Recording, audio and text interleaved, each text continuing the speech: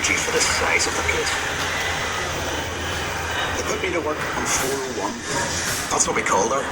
We knew she'd be the largest passenger ship in the world, but we didn't call her Titanic then. I was there from the beginning.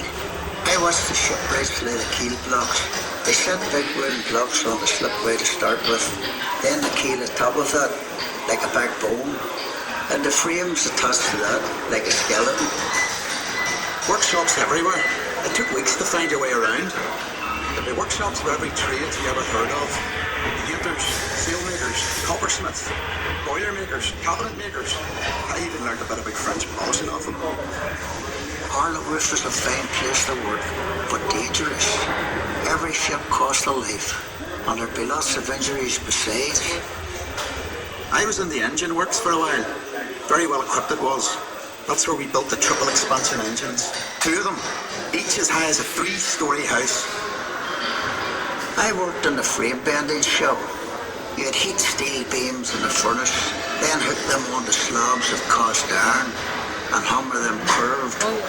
It was skilled work. You had to bend them more than you needed because the frame straightened out a little when it cooled. The shell plates that made up the hull weighed up to 4.5 tons. They were taller than the da. The plates were overlapped on the edges, sunk or raised, one after another. We called it clincher. One of the foremen told me years ago, that's how you built steel ships. I worked as a heater boy. You had to heat the rivets on a wee plate. You pumped the bellows till the rivet was white hot. Then you get a hold of it with your tongs and throw it up to the catcher. And he'd put it in the hole in the plate for the holder up. There were 2 of us on the other side of the plate to hold her up. We had to hammer the rivet so it filled the hole before it turned dull red. The double bottom. That's a wee space we called the tanks, made up of steel plates. The rest of the rivet squad all had to fit into that gap.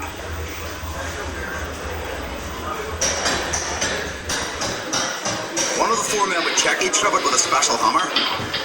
If it made a ringing sound, we'd have to go back and chase it out after work. I'd get scared working down in that double bottom. You only had candles for light. And the constant hammering against the shell plates. You could hear it all over Belfast. Some of those boys ended up stone deaf, so they did.